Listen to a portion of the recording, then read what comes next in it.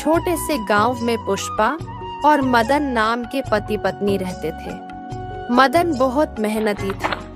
वह खेत में बहुत मेहनत करता, पर किस्मत उसका कभी साथ नहीं देती और उसे कभी अच्छी फसल नहीं होती, जिस वजह से मदन बहुत परेशान रहता और उनके कोई संतान ना होने की वजह से मदन की पत्नी पुष्पा भी बहुत परेशान रहती। एक दिन पुष्पा मदन से कहती है, अजी सुनते हो, हमारी पड़ोसन है ना छाया, कल उसने बहुत ही सुंदर साड़ी खरीदी है। थोड़ी महंगी है लेकिन बहुत अच्छी साड़ी है। वो साड़ी पहनकर सारे मोहल्ले में दिखा रही थी जैसे कि वही अकेली उतनी महंगी साड़ी खरीद सकती है और कोई नहीं। मुझे अच्छे से पता है, वो सिर्फ मुझे जलाने के लिए वह साड़ी पहनकर जानबूझकर मेरे पास आई थी। मैं चाहती हूँ कि मैं उससे भी अच्छी साड़ी खरीदूं। आप मुझे उससे भी अच्छी साड़ी खरीद के दो। पुष्पा, तुम तो जानती हो हमारे पास खाने को पैसे नहीं है और तुम गांव की औरतों को देखकर मुझसे साड़ी के लिए पैसे मांग रही हो। एक तो इतनी मेहनत करके भी कोई काम नहीं बनता, ऊपर से तुम मुझे परेशान करती हो। तुम्हारे इन फालतू खर्च के लिए मेरे पास पैसे नहीं हैं। मैं कुछ नहीं जानती, मुझे पैसे चाहिए, कहीं से भी ला कर दो। जब देखो तब मैं वही पुरानी साड़ी पहनती हूँ। सारी औरतें मुझ पर हंसती हैं और ताना मारती है। मेरी तो किस्मत ही फूटी निकली। जो तुमसे शादी कर ली, मेरे लिए तो बहुत अच्छे अच्छे रिश्ते आए थे, पर पता नहीं मेरे पिताजी ने तुम में ऐसा क्या देख लिया जो मेरी शादी तुमसे करा दी। मैं तुमसे शादी करके पछता रही हूँ। आज तक तुमने मुझे दिया ही क्या है? न संतान का सुख मिल रहा है, न पैसों का। ऐसी जिंदगी से मैं परेशान ही हूँ। फिर तुमने मुझसे शादी ही क्यों की? मैं थोड़ी मरा जा रहा था तुमसे शादी करने के लिए। तुम्हारे पिताजी ही आए थे मेरे पास तुम्हारा रिश्ता लेकर। तुम मुझे क्या दोष देती हो? मेरी क्या गलती है? मैंने क्या कुछ नहीं किया। मैंने खेत में फल वाले पेड़ लगाए, पर उन पेड़ों पर फल ही नहीं आए। मैं गाय लेकर आया ताकि वो मुझे दूध दे सके, उससे मैं पैसे कमा सकूं, पर उसे बच्चा ही नहीं हुआ। और जब मैंने व्यापार करना चाहा तो उसमें नुकसान हो गया। मेरी किस्मत ही फूटी है। कितने साल हो गए, भगवान ने अभी तक हमें कोई संतान नहीं दी। सारे गांव के लोग मुझे देखकर मेरा मजाक उड़ाते हैं। मेरा तो जीना ही बेकार है और ऊपर से तुम मुझे दोष दे रही हो। तुम्हें नहीं तो और किसे दोष दूं? हर बार यही कहकर चुप करा देते हो। मेरी जरूरत पूरी करना तुम्हारी जिम्मेदारी है। कुछ भी करो, कैसे भी कर दो, मुझे पैसे चाहिए, मतलब चाहिए। तुम्हें एक बार कह दिया समझ में नहीं आता क्या? तुमसे तो बात करना ही बेकार है। मैं जा रहा हूँ। मदन पुष्पा की बातों से परेशान होकर बाहर चला जाता है और बाहर जाकर सोचता है, मेरा तो जीना ही बेकार है। न पत्नी की जरूरत पूरी कर सकता हूँ, ना ही मेरा कोई काम ठीक से होता है। कुछ भी करने जाता हूँ तो उल्टा ही हो जाता है। मैं अब तंग आ चुका हूँ इस जिंदगी से। मेरे जीने का कोई फायदा ही नहीं है। तभी वहां से एक साधु बाबा जा रहे होते हैं। मदन को परेशान देख वह उससे पूछते हैं, क्या बात है बेटा, बहुत परेशान दिख रहे हो, कुछ समस्या है क्या? हाँ बाबा, जिंदगी से परेशान हो चुका हूँ। जिंदगी में किसी बात का कोई सुख ही नहीं मिल रहा, तो जीने का क्या फायदा? कुछ भी काम कर लूं, सब उल्टा ही हो जाता है। ना संतान का सुख मिल रहा है, ना धन का। मेरी पत्नी भी बहुत परेशान है। इस बात को लेकर हम दोनों में बार बार अनबन होती रहती है। परेशान हो चुका हूं। पता नहीं मेरे भविष्य में क्या लिखा है। बाबा, आप तो सब जानते होंगे। मेरा भविष्य देखकर मुझे बताए कि मेरे भविष्य में क्या है। मैं जानना चाहता हूं। मुझे कभी किसी बात का सुख मिलेगा भी या नहीं? बेटा, संतान में ही सारा सुख नहीं है। आजकल की संतान तुम्हें पता नहीं क्या, बड़े होकर माँ बाप को ही घर से निकाल देती है, फिर भी तुम संतान चाहते हो। तुम्हें क्या लगता है, जिसे संतान है क्या वो सुखी है? बिल्कुल भी नहीं। अगर तुम ऐसा सोच रहे हो तो ये सोच गलत है। वो सब मुझे कुछ नहीं पता बाबा, लेकिन मुझे संतान चाहिए। आपको नहीं पता, लोग मेरा मजाक उड़ाते हैं, मुझ पर हंसते हैं। बेटे, सच बताऊं तो तुम्हारे भविष्य में अगले 7 जन्म में भी संतान का योग नहीं है। ये क्या कह दिया बाबा? अभी तो मैं जीवित ही नहीं रहना चाहता, मैं मर जाना चाहता हूं। और मेरी मृत्यु के कारण आप हो बाबा। आपकी वजह से मैं आज आत्महत्या करने जा रहा हूं। ये क्या कह रहे हो? मेरी वजह से क्यों? मैंने क्या किया है जो तुम मेरी वजह से आत्महत्या करने जा रहे हो? आत्महत्या करना पाप है। मनुष्य जीवन केवल एक बार मिलता है, बार बार नहीं। आपने ही मुझे आत्महत्या करने पर मजबूर कर दिया है। मेरी आत्महत्या का पाप आपको भुगतना पड़ेगा। अब तक तो मेरा दुख केवल 1 गुना था, और आपने ऐसा कहकर मेरा दुख 7 गुना और बढ़ा दिया।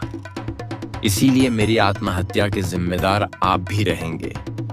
आपके पास 2 रास्ते हैं बाबा। एक तो मुझे संतान प्राप्ति के लिए कोई उपाय बताओ, नहीं तो मेरे आत्महत्या का पाप अपने हिस्से लेने के लिए तैयार हो जाओ। बाबा सोच में पड़ जाता है। आप क्या करूं? इसने तो मुझे भ्रम में डाल दिया। अगर इसकी मदद नहीं की तो यह आत्महत्या कर लेगा और सारा इल्जाम मुझ पर डाल देगा। लगता है इसकी सहायता करनी ही पड़ेगी। अच्छा ठीक है, मैं तुम्हारी मदद करने के लिए तैयार हूं। ये लो, ये एक चमत्कारी फल है। इसे घर जाकर अपने पत्नी को खिला देना, तुम्हें संतान प्राप्ति हो जाएगी। मदन बहुत खुश हो जाता है और बाबा से कहता है, आपका बहुत बहुत धन्यवाद बाबा। मैं अभी घर पर जाकर मेरी पत्नी को बताता हूँ। संतान प्राप्ति की बात सुनकर वो बहुत खुश हो जाएगी। मैं चलता हूँ बाबा, आपका धन्यवाद। मदन घर पर जाता है और अपनी पत्नी को सारी बातें बताता है और उसको वह फल खाने के लिए देता है और खेत की ओर चल पड़ता है। मदन के जाने के बाद पुष्पा सोचती है, क्या सचमुच इस फल से मैं गर्भवती हो जाऊंगी? क्या ये फल मुझे संतान सुख दे सकता है? पता नहीं किस बाबा से उठाकर ले आए हैं। अभी अभी तो इतने गुस्से में गए थे और अब इस फल को लेकर आ गए। इसमें कुछ मिलाया तो नहीं होगा? इसे खाकर कहीं मैं मर गई तो मुझे ये खाना चाहिए या नहीं? इनसे कहूंगी तो मुझसे ही झगड़ा करेंगे कि मैं उन पर शक कर रही हो। अब मैं क्या करूं? पुष्पा ऐसी बातें सोच रही होती है। तभी उसकी पड़ोसन रमा उसके पास आती है। अरे रमा, तुम सही वक्त पर आई हो। मुझे तुम्हें एक बात बतानी है। और पुष्पा रमा को सारी बातें बताती है। तो रमा उससे कहती है, अरे सोच क्या रही हो? तुम्हें ये फल खा लेना चाहिए। कितने दिनों से तुम्हें संतान नहीं हो रही। ये फल खा लोगे तो शायद तुम्हें संतान हो जाए। इसमें सोचने वाली क्या बात है? तुमने अब तक फल क्यों नहीं खाया? मुझे विश्वास ही नहीं हो रहा कि एक फल खाने से संतान की प्राप्ति हो जाएगी। जो इतने सालों से नहीं हुआ, क्या वो एक फल से हो जाएगा? अरे क्यों नहीं हो सकता? तुम नहीं जानती, साधु बाबा बहुत बड़े विद्वान होते हैं, बड़े बड़े चमत्कार करते हैं। उनके चमत्कार से तो मुर्दे भी खड़े हो जाए। तुम संतान की बात करती हो। मुझे लगता है तुम्हें भरोसा कर लेना चाहिए और खा लेना चाहिए। पता नहीं, लेकिन मेरा मन नहीं मान रहा। अच्छा ठीक है, तुम्हें जो ठीक लगता है वही करो। मैं चलती हूँ। फिर कुछ देर में पुष्पा के घर उसकी बहन कमली आती है। कमली को 4 बच्चे होते हैं और में से 2 को अपने साथ लाती है और 2 को अपने घर पर रखाती है। कैसी हो दीदी? और जीजाजी कहाँ पर है? दिखाई नहीं दे रहे। अरे वो तो खेत पर गए हैं, शाम को आएंगे। अच्छा हो गया तुम आ गई। मैं बहुत बड़ी दुविधा तुम्ही फंस गई हूँ। अब तू ही बता मैं क्या करूँ। फिर पुष्पा कमली को सारी बातें बताती है। तो कमली सोचती है, अगर ये फल खा लेगी तो इसको संतान हो जाएगी। मैं नहीं चाहती कि इसको कभी कोई संतान हो, क्योंकि अगर इसे संतान नहीं होगी तो ये मेरे 4 बच्चे में से एक तो ले ही लेगी और मेरे बच्चे को इसका घर और इसकी जमीन मिल जाएगी। इसे मना कर देती हूँ। अच्छा हुआ दीदी तुमने अभी तक वह फल नहीं खाया। जैसा कि तुम बता रही हो कि जीजाजी गुस्से में गए थे और वापस आने के बाद तुम्हें ये फल दिया, मुझे तो लगता है जरूर इस फल में कुछ मिलाया होगा। तुम्हें बच्चा नहीं हो रहा है, इसलिए मुझे लगता है वो तुम्हें मार देना चाहते हैं और दूसरी शादी करना चाहते हैं। कमली तुमने तो मेरे मुंह की बात छीन ली। मुझे भी यही लगता है कि मुझे ये फल नहीं खाना चाहिए। अच्छा हो गया तो आ गई, नहीं तो मैं इस ये फल खाकर मर जाती। लेकिन तुम्हारे जीजाजी आएंगे, तुम्हें उनसे क्या कहूंगी? वो तो पूछेंगे मैंने फल खाया या नहीं। दीदी मेरे पास एक बहुत अच्छा उपाय है। तुम्हें जीजाजी को कोई जवाब देने की जरूरत ही नहीं पड़ेगी। हाँ बोलो कमली, क्या उपाय है? दीदी मैं खुद भी गर्भवती हूँ। आप तो जानती हो पहले से ही मेरे पास 4 बच्चे और हैं और भगवान ने मुझे और एक दे दिया है। हम एक काम करते हैं, तुम अभी गर्भवती होने का नाटक करो। 9 महीने तक नाटक जारी रखो। जब मुझे बच्चा हो जाएगा मैं चोरी चुपके तुम्हें वो बच्चा दे दूंगी। सबको लगेगा कि ये तुम्हारा बच्चा है। जीजाजी को भी तुम पर शक नहीं होगा। तुम बता देना कि तुमने वो फल खा लिया है। और रही मेरे पति की बात, तुम तो जानती हो वो दिन रात शराब पीते हैं। उन्हें कुछ पैसे दे दोगी तो वो भी चुप हो जाएंगे। वो तो पैसे के भूखे हैं। उनका मुंह बंद करना है तो तुम्हें कुछ पैसे देने होंगे। ये तो बहुत अच्छा सुझाव है कमली। मैं तुम्हें पैसे दे दूंगी, फिर किसी को कुछ पता नहीं चलेगा। हाँ, और तुम्हें बच्चा पैदा करने की तकलीफ में से भी गुजरना नहीं पड़ेगा। तुम्हारे लिए तो और भी अच्छा है। और तुम एक काम करो, ये फल तुम अपने गाय को खिला दो।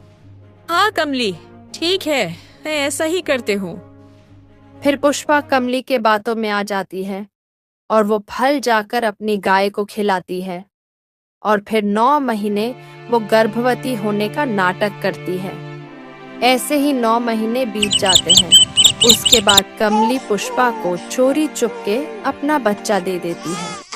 उस बच्चे को पाकर पुष्पा और मदन बहुत खुश हो जाते हैं। और दूसरे दिन गाय को भी एक बच्चा होता है जो बिल्कुल इंसान की तरह दिखता है। उसे देख सब हैरान हो जाते हैं कि एक गाय को इंसान जैसे बच्चा कैसे हो सकता है। सारे गांव वाले उस बच्चे को देखने आते हैं। अरे ये कैसा चमत्कार है। गाय को कब से हमारे जैसे बच्चे होने लगे। ये तो अद्भुत है। ऐसा ना पहले कभी देखा है ना सुना है। शायद ये पहली बार ही हो रहा होगा कि किसी गायक इंसान जैसा बच्चा हुआ है। पुष्पा सोच में पड़ जाती है। इसका मतलब वो फल सचमुच चमत्कारी था और मैंने इनकी बात नहीं सुनी और कमली से बच्चा ले लिया। अगर वो फल में खा लेती तो मुझे बच्चा हो सकता था। मैं भी न जाने इनके बारे में क्या क्या सोच बैठी। अगर अभी मैं इनको सारी सच्चाई बताती हूँ तो ये बहुत गुस्सा करेंगे। पता नहीं गुस्से में आकर क्या कर ले। नहीं नहीं, मुझे कुछ नहीं बताना चाहिए। फिर मदन अपने पत्नी पुष्पा से कहता है, देखा पुष्पा, हमने भगवान से एक बच्चा मांगा था, उन्होंने हमें 2 दे दिया। एक समय था हमें एक संतान नहीं हो रही थी और आज चमत्कार तो देखो, उस फल को खाकर तुम्हें भी संतान हो गई। और ये गाय जो आज तक बच्चा नहीं दे रही थी, उसने इंसानों जैसा बच्चा दिया। आज हमारे एक नहीं 2 संतान हो गई। हाँ, आप बिल्कुल सही कह रहे हैं। सालों बीत जाते हैं। मदन की किस्मत उसका साथ देने लगती है। मदन के पास बहुत धन भी है और 2 बच्चे भी। बच्चे बड़े होने लगे। दोनों बच्चे स्वभाव में मुझसे बिल्कुल अलग थे। कमली का बच्चा बहुत शरारती था। वह लोगों को बहुत परेशान करता। उस गांव के सभी लोग उसे तंग आ चुके थे और गाय का बच्चा बहुत ही समझदार था। वह लोगों की मदद करता, कोई काम कहता तो बिल्कुल भी मना नहीं करता। ऐसे ही एक दिन पुष्पा के पास आती है। क्यों रे पुष्पा, अपने बेटे को ये संस्कार देती हो? तुझे पता है तेरा बेटा मेरे छोटे से बेटे को गाली देना सिखा रहा था। आज के बाद तेरा बेटा मेरे बेटे के पास भी दिखा तो उसकी खैर नहीं होगी। इस बार तो तेरे पास आ गई, अगली बार तेरे पास भी नहीं आऊंगी। तेरे बेटे को उधार ही मारूंगी, बता देती हूँ। हाँ क्यों रे राजू, तू गाली दे रहा था? नहीं माँ, मैंने कोई गाली नहीं दी। ये औरत झूठ बोल रही है। इसने मुझे देखा था क्या इसके बेटे को गाली सिखाते हुए, जो यहाँ आ गई मेरी शिकायत करने। ये लड़के, मुंह संभाल कर बात कर। देखा पुष्पा, तेरा बेटा मुझे कैसे बात कर रहा है, कितना नालायक है। अरे अपने भाई पवन से कुछ सीख, एक ही घर में रहते हो, फिर भी दोनों भाई में कितना अंतर है। तेरा भाई है जो लोगों की जा जाकर मदद करता है, बड़ों का आदर करता है। बड़ों से कैसे बातें की जाती है, उससे जाके सीख। इतनी छोटी सी उम्र में भी वो बहुत समझदार है और तू बिल्कुल उल्टा है। तुझसे तो बात करना ही बेकार है, तुझे बात करने की तमीज नहीं है। देखा माँ आपने, आपके सामने ये औरत मुझसे कैसे बातें कर रही है और आप कुछ नहीं बोल रही। मैं आपका बेटा हूँ ना, आपको मेरी तरफदारी करनी चाहिए ना, न कि इस औरत की बातें सुननी चाहिए। मैं झूठ नहीं बोल रहा। आपने मुझे झूठ बोलना कभी सिखाया ही नहीं, तो मैं झूठ क्यों बोलूंगा। ये जानबूझकर आपके पास आई है और ये मुझे नहीं, आपको ताना दे रही है कि आपके संस्कार अच्छे नहीं हैं। पुष्पा अपने बेटे की बात में आ जाती है और गुस्से से औरत से कहती है, बस बहुत हुआ, कब से देखी जा रही हूँ, मेरे बेटे को सुनाए जा रही हो। अपने बेटे के खिलाफ एक शब्द नहीं सुनूंगी। मेरे संस्कार तुझसे कहीं ज्यादा अच्छे हैं। मेरा बेटा गाली गलौज कर ही नहीं सकता। और रही तेरे बेटे की बात, अगर मेरा बेटा इतना ही बुरा है तो तेरा बेटा मेरे बेटे के साथ खेलता क्यों है? अपने घर में रखा कर ना, उसे मेरे बेटे के साथ खेलने क्यों देती हो? राम राम राम, उलटा चोर कोतवाल को डांटे। एक तो गलती करते हो, ऊपर से सीना जोरी करते हो। कुछ शर्म कर पुष्पा, ऐसे बेटे की तरफदारी मत कर। बड़ा होके एक दिन तुझे बहुत भारी पड़ेगा। उसे इतना सर पर मत चढ़ा। तेरे इस ज्यादा लाड से ही तेरा बेटा बिगड़ चुका है। अगर तूने अभी लगाम नहीं कसी तो तुझे बहुत पछताना पड़ेगा। मेरी बात याद रखना। मेरा बेटा है ना, मैं उसे डांटूं या प्यार करूं, चाहे कुछ भी करूं, उससे तुझे क्या? तू जा यहाँ से, मुझे सिखाने की कोई जरूरत नहीं है। वो औरत वहाँ से चले जाती है। पवन घर आता है और उसे सारी बातें पता चल जाती हैं। तो पवन पुष्पा से कहता है, माँ आपने ये ठीक नहीं किया। वो चाची ठीक कह रही थी, मैंने इसे पहले भी देखा है। यह बाहर बहुत गाली गलौज करता है। उस दिन एक अंधा आदमी इससे रास्ता पूछ रहा था तो इसने उसकी मदद करने के बजाय उसे कुएं का रास्ता बता दिया। बेचारा कुएं में गिरता गिरता बचा है। वो तो अच्छा हुआ मैं मौके पर वहां पर पहुंच गया और उनकी जान बचा ली, नहीं तो वो मर जाते। और यही नहीं, ये छोटे बच्चों को भी बहुत परेशान करता है। छोटे बच्चे को मारता है, बूढ़ों की लाठी लेकर भाग जाता है। ये लोगों को बहुत परेशान करता है। माँ, आप इसे कुछ कहते क्यों नहीं? अगर आपने इसे कुछ नहीं कहा तो ये और बिगड़ता चला जाएगा। क्यों रे पवन, वह औरत क्या कम थी जो अब तू आ गया सुनाने? मुझे समझ नहीं आता, हर कोई मेरे बच्चे के पीछे ही क्यों पड़ा है और तू तो औकात में रहकर बात कर। तेरी हिम्मत कैसी हुई मुझसे ऐसी बात करने की?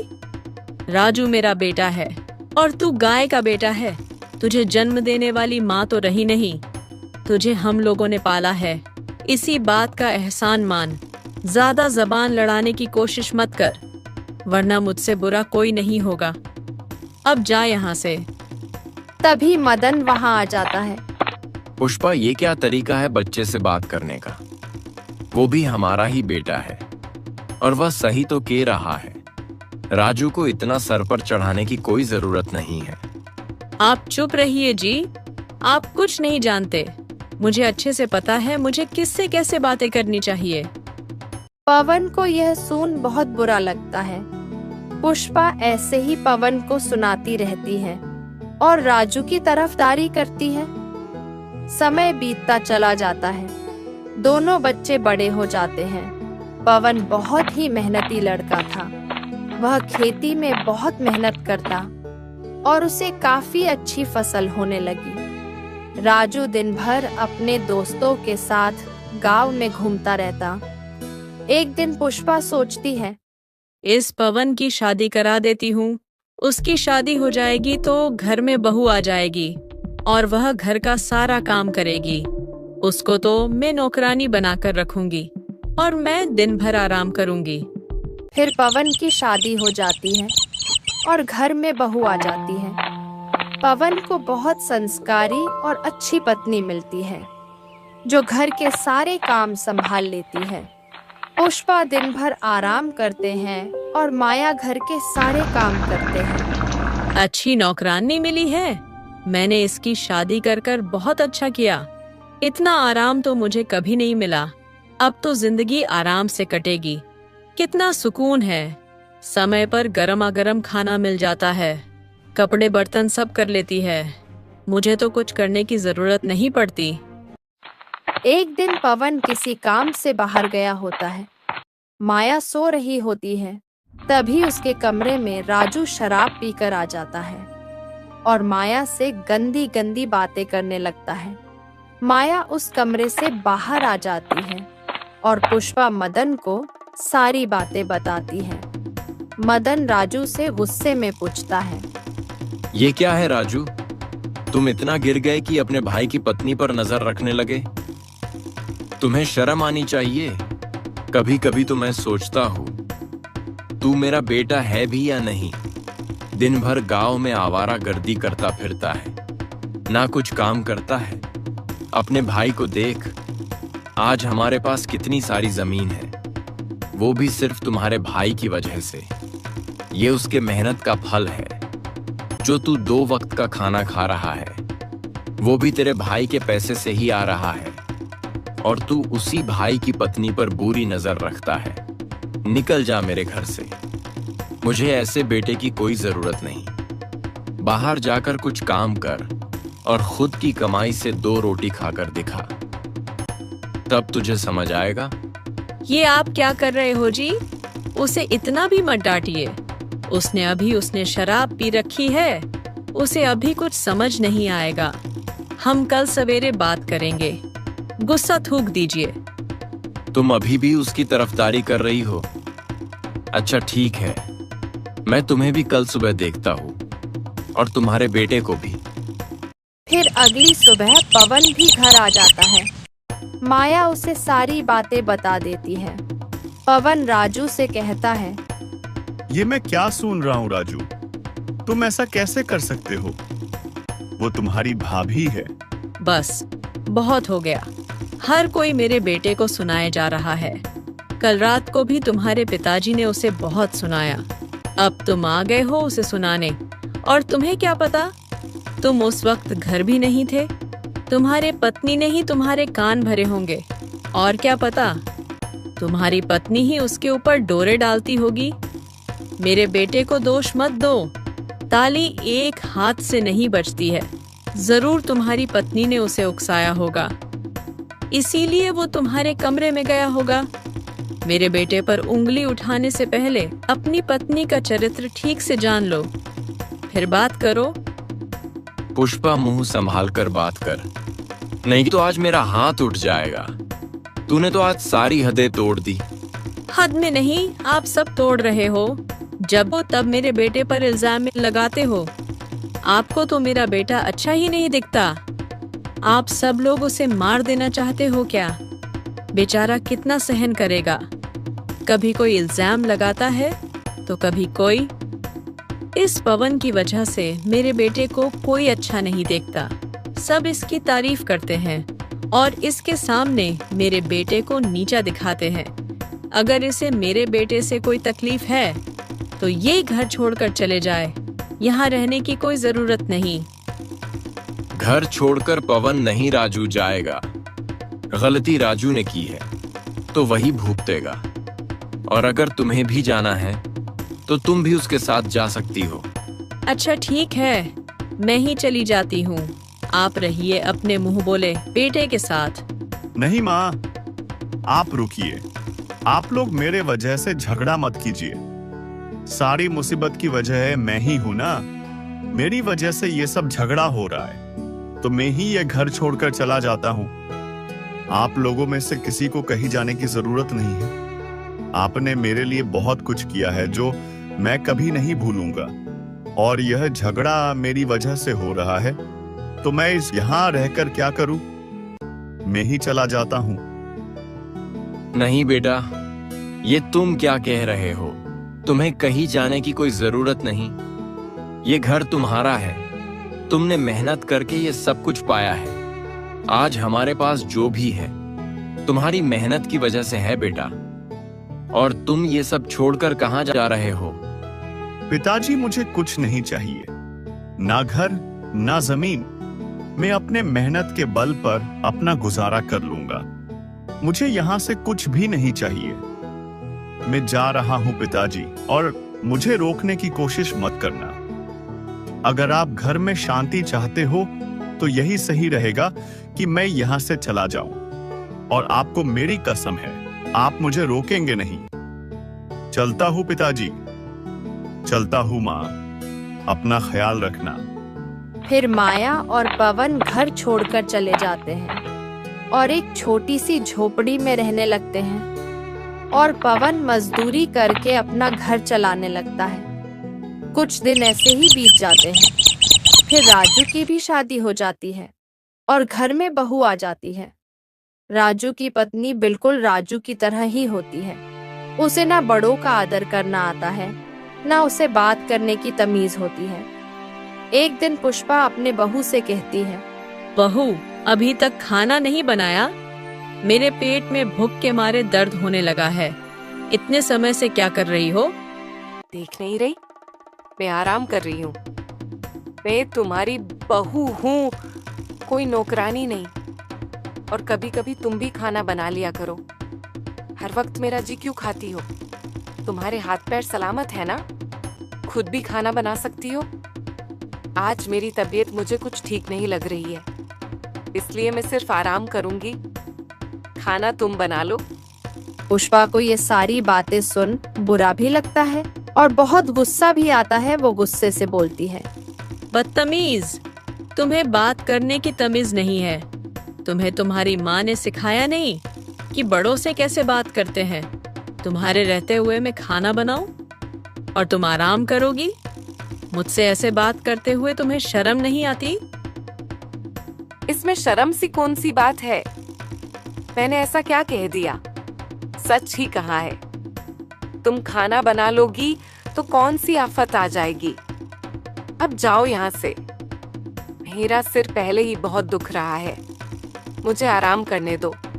पुष्पा वहां से गुस्से से चली जाती है और सोचती है, हे भगवान, कैसी खतरनाक बहू मिली है। तुझे ऐसी बहू मेरे ही पल्ले बांधना था। ऐसी बहू से तो भगवान बचाए। ये कितनी बदतमीज है। इसे बात करने की भी तमीज नहीं है। ये तो किसी दिन मुझ पर हाथ उठाने के लिए भी आगे पीछे नहीं न करेगी। एक पवन की बहू थी जो इतनी संस्कारी, इतनी अच्छी। बेचारी ने कभी मेरे सामने मुंह नहीं खोला था। घर के सारे काम चुपचाप कर लेती। जब भी मैं उसे कुछ काम कहती, उसके मुंह से कभी ना नहीं निकलता था। रोज वक्त पर गर्मागर्म भोजन परोसती थी। आज इसे देख मुझे उसकी कीमत पता चल रही है। बेचारी ने कभी मुझे उल्टा जवाब नहीं दिया। और इसे तो देखो, मुझ पर ही हुकूम चला रही है, जैसे कि ये मेरी सास हो। फिर राजू घर पर आता है और अपनी पत्नी से कहता है, क्या हुआ छाया, परेशान दिख रही हो? तुम्हारे माँ ने मुझे आज बहुत सुनाया। देखो ना, मेरी तबीयत कितनी खराब है। फिर भी वो मेरे पास आई और मुझे कहने लगी कि खाना बनाओ। मैंने सिर्फ इतना कहा कि माँ जी, मेरी तबीयत बहुत खराब है, मेरे सिर में बहुत दर्द है, थोड़ी देर आराम कर लेती हूँ, फिर बनाती हूँ। लेकिन वह नहीं मानी। वह मुझसे कहने लगे कि मैं बीमारी का नाटक कर रही हूँ ताकि मैं काम से बच सकूं, और मुझे 4 बातें सुनाकर चली गई। मुझे बहुत बुरा लगा। अच्छा, ये बात है, अभी उनसे बात करके आता हूँ। राजू अपनी माँ के पास जाकर बोलता है, माँ, ये मैं क्या सुन रहा हूँ?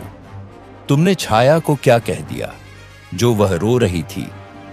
बेटा, मैंने तो कुछ भी नहीं कहा। छाया है, मुझे सुना जा रही थी, मुझसे जबान लड़ा रही थी।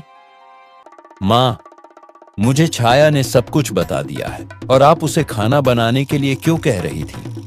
आपको दिख नहीं रहा उसकी तबीयत कितनी खराब है? आप खुद खाना नहीं बना सकती? अगर एक दिन खाना बना लिया तो क्या बिगड़ जाएगा? छोटी सी बात के लिए आपने उसे सुना दिया, ये सही नहीं है। तुझे क्या हो गया है राजू? कल की आई उस लड़की के लिए तू मुझे सुना रहा है? बचपन से लेकर आज तक मैंने तेरे लिए क्या कुछ नहीं किया। तेरे लिए मैं सारे दुनिया से लड़ गई, और तू आज मुझे सुना रहा है। शर्म कर राजू। मैं तेरी माँ हूँ जिसने तुझे बात बात पर बचाया है। तो क्या माँ, आपने कोई उपकार नहीं किया? आपका फर्ज बनता है, आखिर आपने मुझे जन्म दिया है। अपने बेटे की बात सुन पूरी तरह से टूट जाती है। उसे बहुत बुरा लगता है।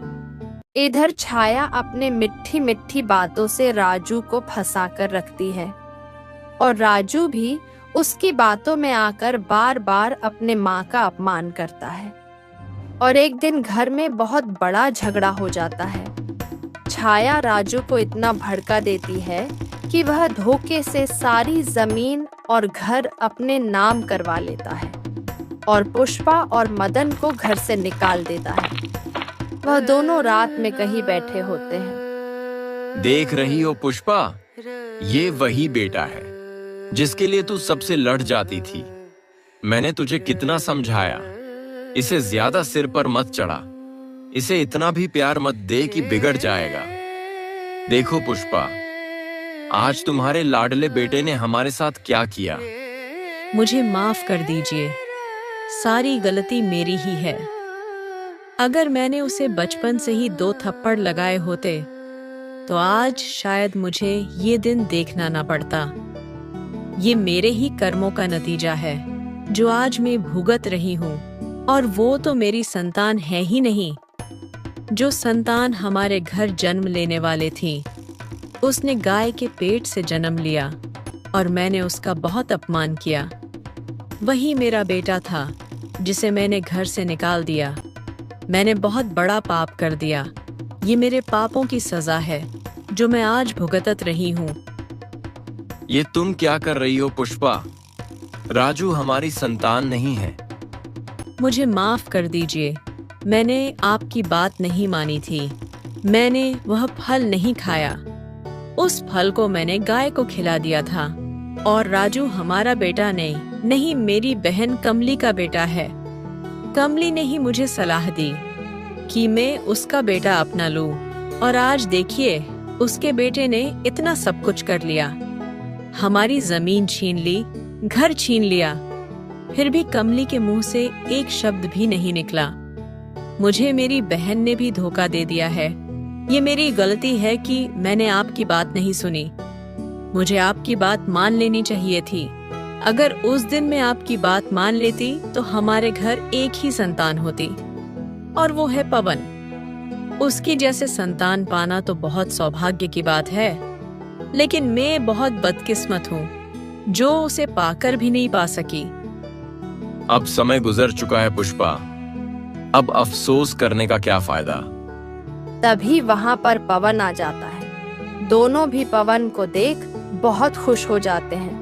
और पवन को सारी घटना बताते हैं। पवन दोनों को अपने घर ले जाता है। पवन के घर जाके देखते हैं तो पवन का घर बहुत बड़ा होता है। पवन अब बहुत ही बड़ा आदमी बन चुका है। दोनों ये सब देख बहुत हैरान हो जाते हैं। मदन पुष्पा से कहता है, देखा पुष्पा, ये खरा सोना है। आज के बाद मेरा तुम्हारी बहन कमली के बेटे से कोई रिश्ता नहीं। अरे वो तो मेरा बेटा है ही नहीं। मेरा बेटा तो ये है जो ईश्वर ने मुझे दिया था। आज के बाद मैं उस लड़के का कभी मुंह नहीं देखूंगा। बिल्कुल सही कह रहे हैं जी, मुझे माफ कर देना। पुष्पा पवन और माया से भी माफी मांगती है। ये क्या कह रही हो माँ? आप मुझसे बड़े हो। आप माफी मांगते हुए अच्छे नहीं लगती। मुझे आपसे कोई शिकायत नहीं है माँ, और आपको किसी बात की कोई चिंता करने की जरूरत नहीं। भले ही राजू ने आपकी जमीन घर ले लिया है, लेकिन ईश्वर ने मुझे किसी बात की कोई कमी नहीं रखी है। आप आराम से अपने इस बेटे के साथ रह सकती हो। आपको कभी किसी बात की कोई कमी नहीं रखूंगा। पुष्पा को पवन की ये सारी बातें सुन रोना आ जाता है और उसे अपने किए का बहुत पछतावा होता है। इधर राजू की पत्नी उससे कहती है, सुनिए जी, मेरा ना इस गांव में मन नहीं लगता। मुझे एक बहुत अच्छी जगह पता है, हम वहां जाके रहेंगे। हम ये घर और जमीन बेच देते हैं, उससे हमारे पास बहुत पैसा आ जाएगा। उससे हम दूसरे जगह एक अच्छा सा घर बनाते हैं। यहाँ रहेंगे तो तुम्हारे माँ बाप फिर से कहीं वापस ना आ जाए। हम सब बेच बाच के कहीं दूर चले जाते हैं और फिर दोनों आराम से जिंदगी गुजारेंगे। किसी बात की कोई चिंता ही नहीं। राजू छाया की बात में आ जाता है और सारी जमीन और घर बेच देता है और उसके बदले में बहुत सारे पैसे घर लाता है। छाया यह देख बहुत खुश हो जाती है। इतने सारे पैसे, ये आपने बहुत अच्छा किया। सब कुछ बेच दिया। हम कल सुबह होते ही कहीं दूर चले जाएंगे। रातों रात छाया किसी और लड़के के साथ सारे पैसे लेकर भाग जाती है। अगले दिन राजू जब उठता है, उसे छाया कहीं दिखाई नहीं देती।